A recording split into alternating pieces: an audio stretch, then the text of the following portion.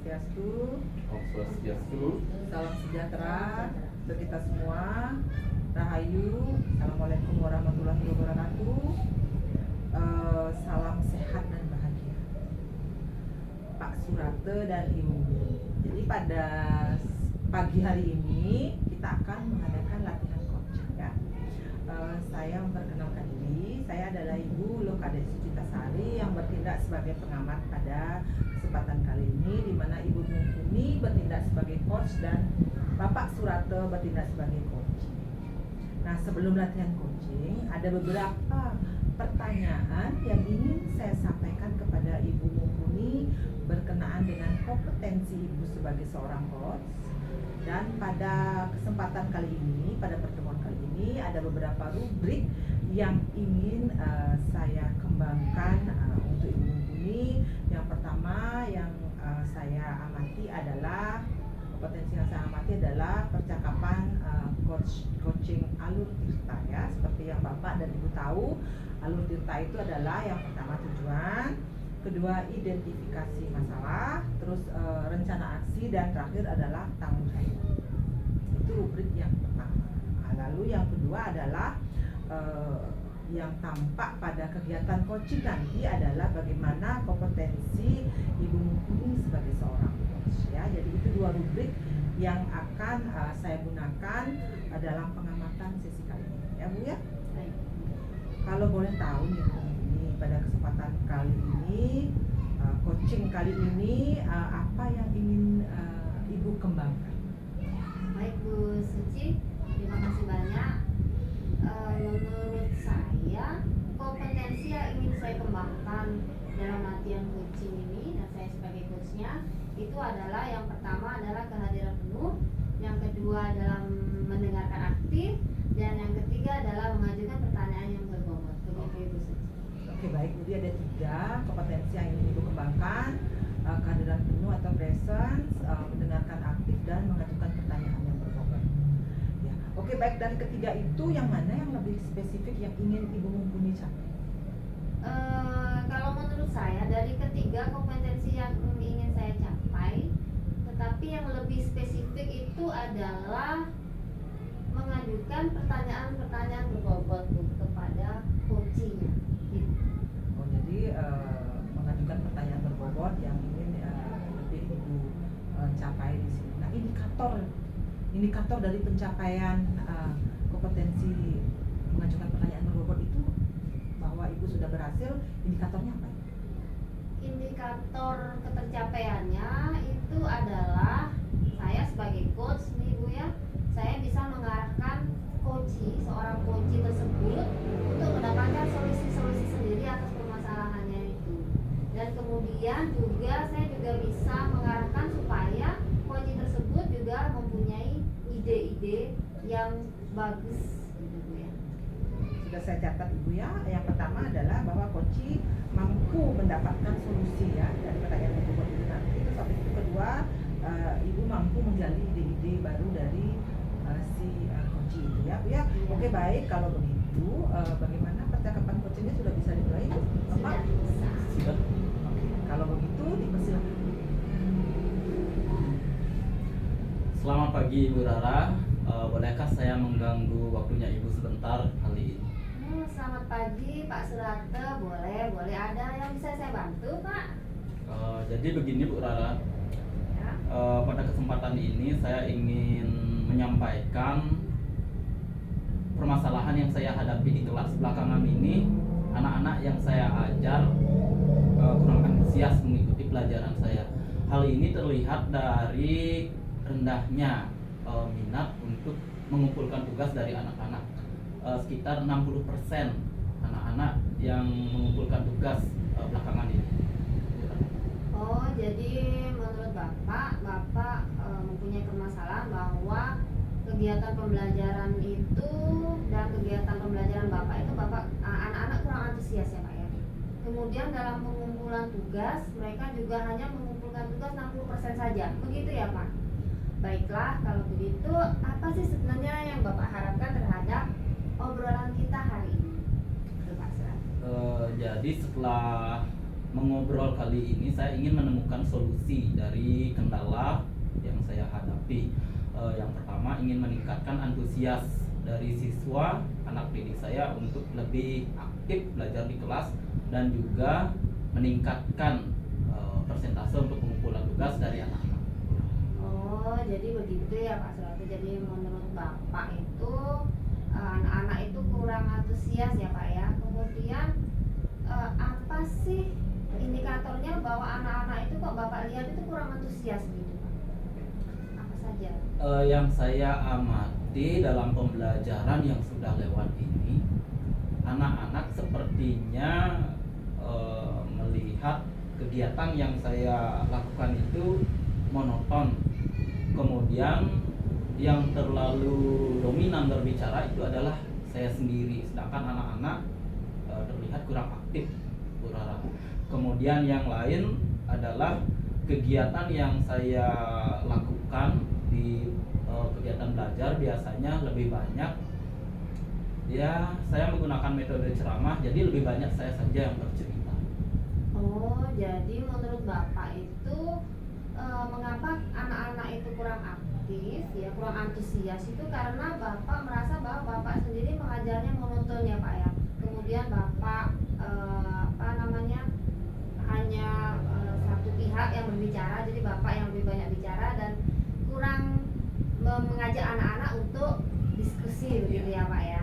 Baik Pak, kalau begitu kira-kira apa sih menurut Bapak yang bisa membuat anak-anak itu antusias dalam pembelajaran Bapak? Jadi kalau saya lihat dari rekan-rekan yang lain di sekolah,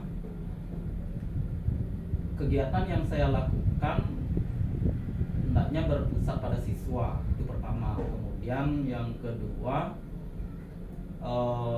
menggunakan cara pembelajaran yang agar kegiatan pembelajaran itu lebih mengasihkan, Bu Rara. Oh begitu. Jadi menurut Bapak itu harus akan melakukan ya pembelajaran yang lebih baik lagi ya, lebih supaya anak-anak antusias ya Pak ya. Kemudian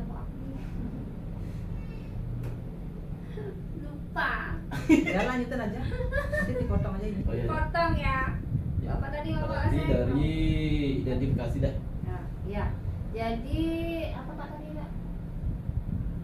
Ya, menurut Bapak hal apa yang Wah kalau begitu saya sependapat dengan Bapak ya Pak ya, bahwa Bapak akan menginginkan pembelajaran yang mengasihkan, tidak monoton begitu ya Pak ya.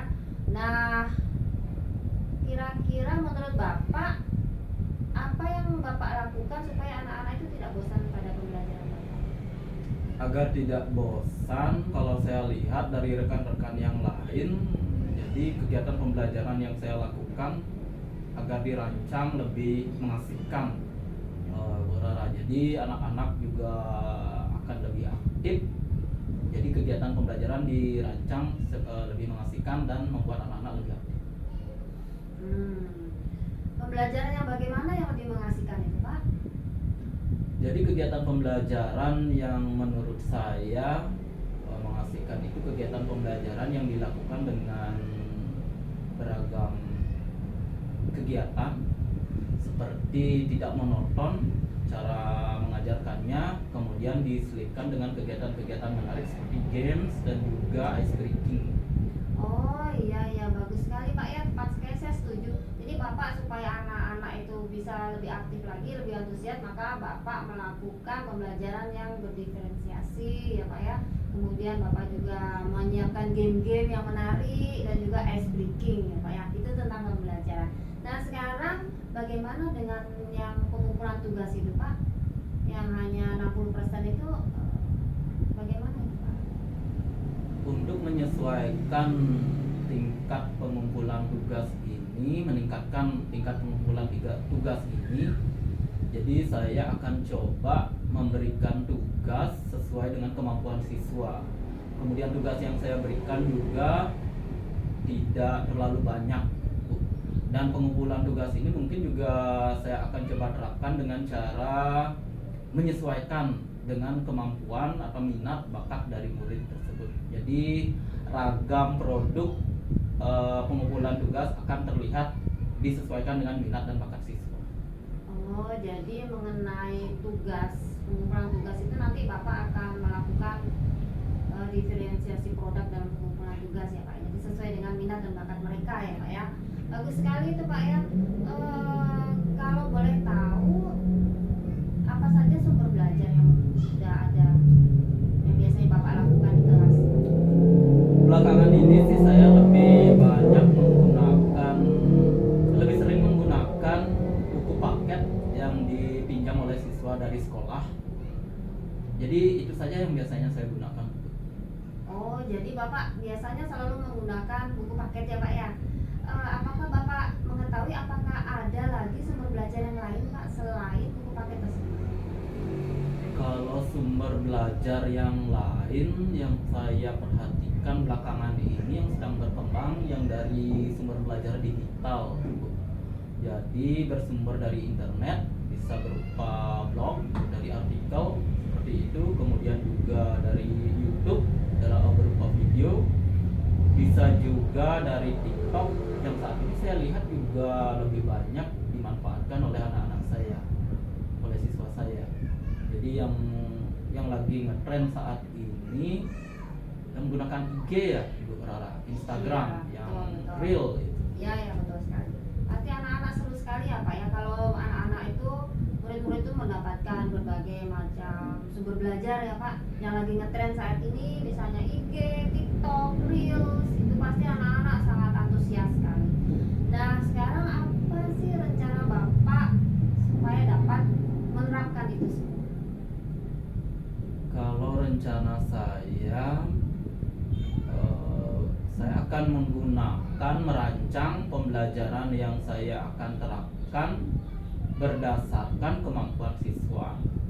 Kemudian mencoba mengaplikasikan ragam media untuk membuat minat siswa lebih tertarik dalam kegiatan pembelajaran sehingga siswa menjadi antusias. Dan juga lagi satu, menyesuaikan konten atau materi yang saya berikan kepada siswa termasuk cara pengumpulannya, mode pengumpulannya. Oh iya bagus sekali ya Pak Serata ya. Jadi Bapak akan melakukan pembelajaran melalui banyak sumber belajar ya, kemudian konten-kontennya juga melalui banyak sumber belajar, dan pengumpulan tugasnya juga beragam sesuai minat bakat mereka ya Pak ya. Baiklah, kalau begitu kapan kira-kira rencana itu akan Bapak lakukan?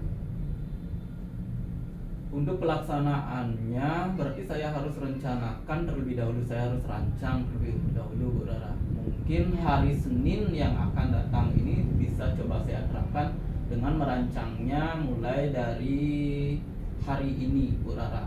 Jadi persiapan rencana pelaksanaan pembelajaran, kemudian media pembelajaran yang akan digunakan sudah, mumpung ada waktu luang hari ini saya akan coba siapkan hari ini. Jadi pelaksanaannya sudah bisa saya akan laksanakan hari Senin. Oh hari Senin, baik. Jadi hari ini Bapak sudah mulai merancang pembelajaran itu, lalu Bapak sudah mulai mengumpulkan berbagai media belajar kan gitu Pak, dan Bapak akan mulai melakukan itu semua yang Bapak rencanakan tadi mulai besok pagi gitu Pak ya. Hebat sekali Bapak ini. Ya mudah-mudahan apa yang sudah Bapak rencanakan itu berjalan dengan lancar ya Pak ya. Nah sekarang apa komitmen Bapak terhadap rencana itu? Jadi komitmen yang saya akan lakukan adalah yang pertama tahap perencanaan. Jadi merancang pelaksanaan pembelajaran yang mempertimbangkan kemampuan siswa, minat dan belajar siswa. Kemudian yang selanjutnya adalah menggunakan ragam media untuk kegiatan pembelajaran yang menyenangkan berpusat pada siswa. Kemudian agar siswa menjadi antusias dalam belajar. Kemudian yang ketiga adalah merancang pelaksanaan pembelajaran ini dalam bentuk RPP ini dalam penagihan tugas berupa menyesuaikan ragam tugas atau pengumpulan tugas tugas, cara pengumpulan tugas yang dilakukan oleh siswa berdasarkan minat dan bakat siswa. Ya, jadi yang saya tangkap di sini adalah Bapak akan merancang pembelajaran ya Pak ya yang berpihak pada murid, gitu kan Pak ya. Kemudian Bapak akan memberikan banyak sumber belajar yang beragam pada murid, dan juga dalam pemberian tugas juga disesuaikan dengan minat dan bakatnya. Nah, kalau saya boleh tahu siapa nanti yang kira-kira bisa membantu Bapak jika ada kesulitan? Jika memiliki kesulitan dalam penerapan rencana yang akan saya lakukan ini, kebetulan di sekolah kami kebetulan saya memegang kelas 5, jadi ada teman saya lagi satu yang juga mengajar kelas 5, Ibu. Jadi mungkin saya akan memohon bantuan kepada Bu Guru Melati untuk kegiatan ini, sehingga saya bisa sharing kolaborasi jika nanti terdapat kendala yang saya alami. Iya, jadi Bapak nanti jika menghadapi kesulitan, maka Bapak akan minta tolong sama Bu Melati ya Pak ya. Kan sama-sama mengajar kelas 5 ya Pak ya. Iya, nanti Bapak bisa kolaborasi sama Bu Melati gitu ya Pak ya. Ya, bagus sekali Pak ya. Sekarang apa nih Pak kesimpulan dari yang kita bahas hari ini, obrolan kita hari ini? Oke, baik Bu Rara. Saya merasa lega nih sekarang setelah cerita bersama Bu Rara. Jadi saya setelah bercerita tadi panjang lebar sekali dengan Bu Rara, saya mendapatkan solusi dari permasalahan yang saya hadapi saat ini. Yang pertama, saya akan merancang kegiatan pembelajaran yang dengan mempertimbangkan minat dan belajar siswa. Kemudian yang kedua, saya akan menggunakan ragam media. Jadi lebih dari satu media, sehingga siswa akan menjadi lebih antusias dalam mengikuti pembelajaran. Kemudian yang ketiga, menyesuaikan mode pengumpulan tugas yang saya berikan kepada siswa, sehingga siswa akan menjadi lebih leluasa dalam memilih dalam bentuk apa produk atau tagihan tugas yang dikumpulkan kepada saya. Yang terakhir adalah berkolaborasi bersama rekan guru yang mengajar saat ini satu kelas atau satu jenjang bersama saya. Begitu Bu Rara. Berarti hebat sekali Bapak sudah benar-benar memahami ya apa yang kita bicarakan hari ini, dan sampai kesimpulannya Bapak sudah dengan runtut jelas sekali. Yang saya tangkap di sini adalah Bapak membuat rencana pembelajaran yang berpihak pada murid, kemudian media yang Bapak gunakan juga beragam ya Pak ya terhadap murid sesuai dengan minat bakat, dan juga pengumpulan tugas juga sesuai dengan minat bakat mereka masing-masing. Ya, siapa yang mau buat video kan begitu maksudnya Pak ya, yang buat Canva kan begitu. Nah, kemudian Bapak kalau misalnya ada kesulitan, Bapak juga minta bantuan kepada Bu Melati, begitu ya Pak ya. Ya. Baiklah kalau gitu, mudah-mudahan besok semua yang Bapak rencanakan berjalan dengan lancar ya Pak ya. Minggu depan kita boleh ketemu lagi ya. Wah, boleh Bu Rara, dengan senang hati. Saya ingin tahu apa sih hasilnya dari perencanaan yang sudah Bapak rencanakan. Oke. Mulai hari besok itu saya ingin tahu hasilnya itu apa. Mudah-mudahan hasilnya baik dan Bapak pun menjadi guru yang sangat dirindukan oleh muridnya. Gitu Pak ya. Baik, terima kasih Bu Rara. Sampai jumpa minggu depan ya. Bu Rara. Ya, siap. Yuk. Terima kasih. Ya, terima kasih kembali Pak Suratto. Oke, baik ya, Ibu Mumpuni sebagai coach dan Pak Suratto sebagai coach, sangat luar biasa sekali tadi percakapan yang saya dengar. Jadi kalau boleh saya kasih umpan balik Ibu, bahwa dari percakapan itu alur ceritanya sudah terlihat jelas, di mana tujuan dari percakapan, tujuannya sudah Ibu jelaskan, sudah Ibu paparkan, identifikasi masalah juga sudah terlihat dengan jelas, rencana aksinya juga sudah ada, dan tanggung jawab dari si coach juga sudah Ibu arahkan. Dan ada beberapa pertanyaan yang ingin saya berikan kepada Ibu ini sebagai coach. Dari coaching tadi, apa yang sudah baik yang sudah Ibu lakukan tadi? Dari latihan praktik coaching yang saya lakukan dengan Pak Suratto itu Bu, yang saya merasa saya sudah mengajukan pertanyaan-pertanyaan yang berbobot gitu ya Bu ya.